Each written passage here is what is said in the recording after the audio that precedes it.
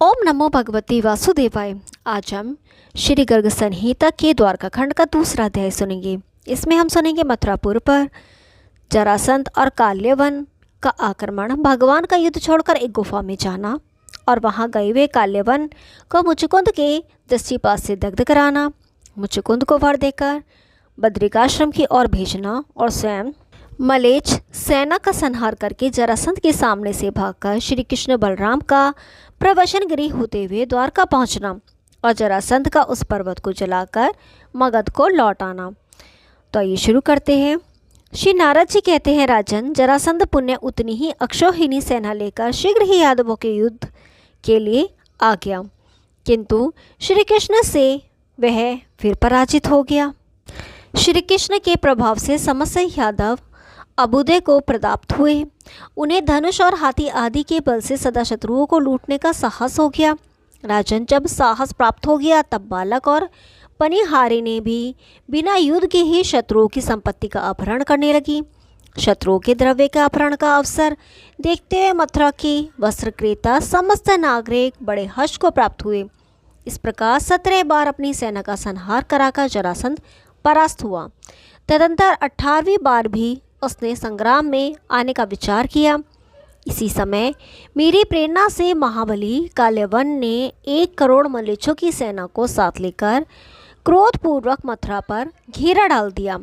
मलेच्छों की सेना देखकर अपने नगर को भय विवल जान दोनों ओर से आने वाले भय का विचार करके श्री कृष्ण बलराम के साथ चिंतित हो गए।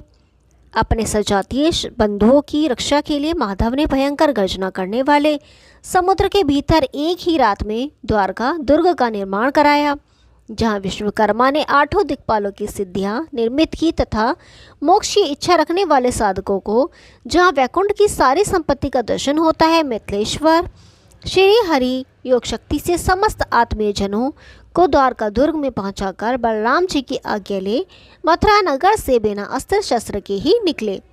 मैंने जो पहचान बताई थी उसके अनुसार उस दुष्ट काल्यवन ने श्री हरि को पहचान लिया और उन्हें बिना अस्त्र शस्त्र के देखकर स्वयं भी आयुध त्याग कर उनसे युद्ध करने के लिए पैदल ही आया। वे युद्ध से विमुख होकर भागने लगे, जो योगियों के लिए भी दुर्लभ है। उन्हीं श्री हरि को पकड़ने के लिए वह अपने सैनिकों को देखते देखते उनका पीछा करने लगा। माधव अपने शरीर को एक ही हाथ आगे दिखाते हुए भागते भागते दूर चले गए और साथ ही श्यामाचल की कंदरा में घुस गए। मानधाता के बड़े पुत्र मुचुकुंद उस गुहा में शयन करते थे। उन्होंने पूर्व काल में असुरों की देवताओं की रक्षा की थी। नरेश्वर, उस समय देवसेना की रक्षा में तत्पर रहने के कारण वे दिन रात सो नहीं पाते थे। कार्य सिद्ध हो जाने पर सब देवताओं ने प्रसन्न होकर और नरश्रेष्ठ से कहा, राजन, तुम्हारे मन में जो कुछ हो उसको वरदान के रूप में मांग लो। तब राजेंद्र मुचुकुंद ने देवताओं को प्रणाम करके उनसे कहा, मैं अच्छी तरह सोना चाहता हूँ। सोकर उठने पर मुझे साक्षात श्री हरि का दर्शन हो। जो पुरुष सोए मुझ अचेतन को बीच में जगा दे, वह मेरी दृष्टि पड़ती तत्काल भस्म हो जाए। देवताओं ने तथास्तु कहकर उन्हें उनका अभिलषित वर दे दिया।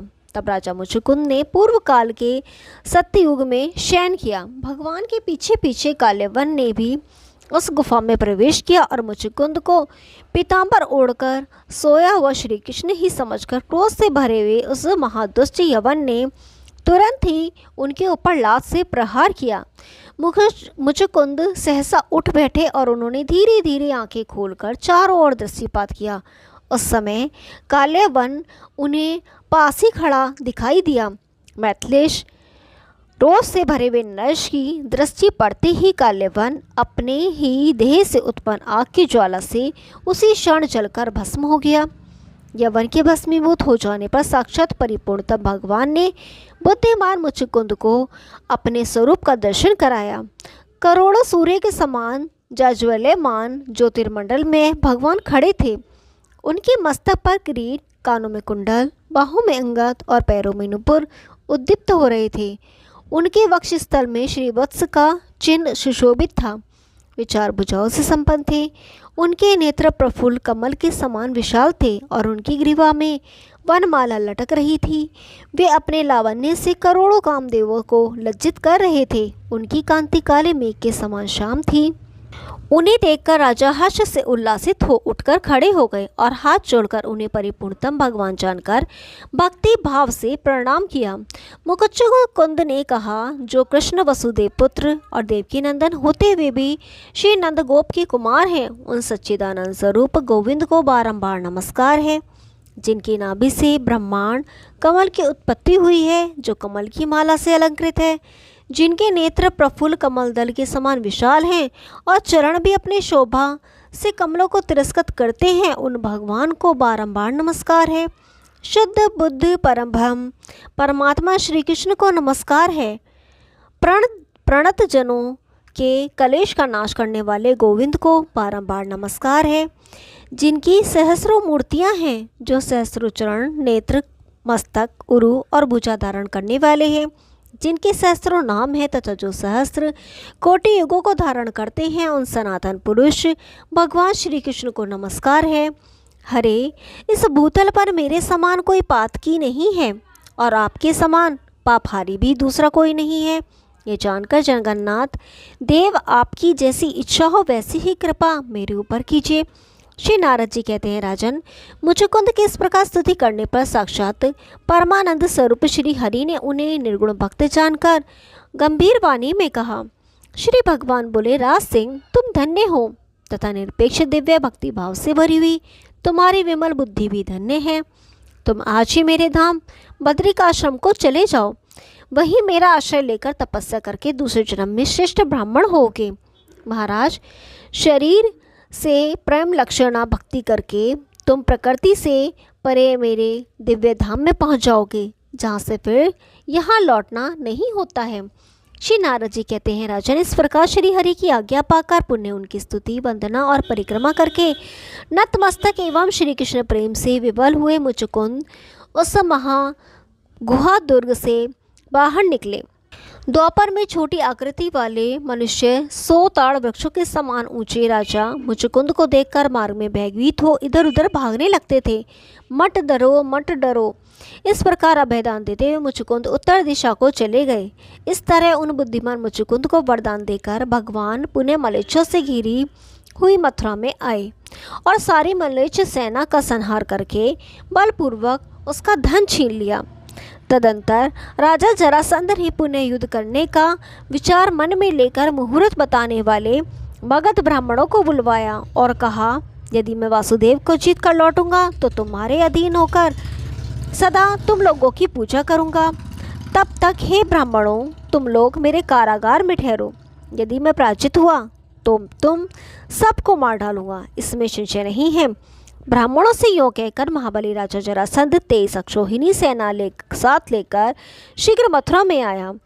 मगध ब्राह्मणों की बात सत्य करने के लिए भगवान ने अपनी टेक छोड़ दी और मनुष्य की सी चेष्टा को अपनाकर अपने नगर से भयभीत की भांति परम देव बलराम और श्री कृष्ण पैदल ही बड़े जोर से भागे।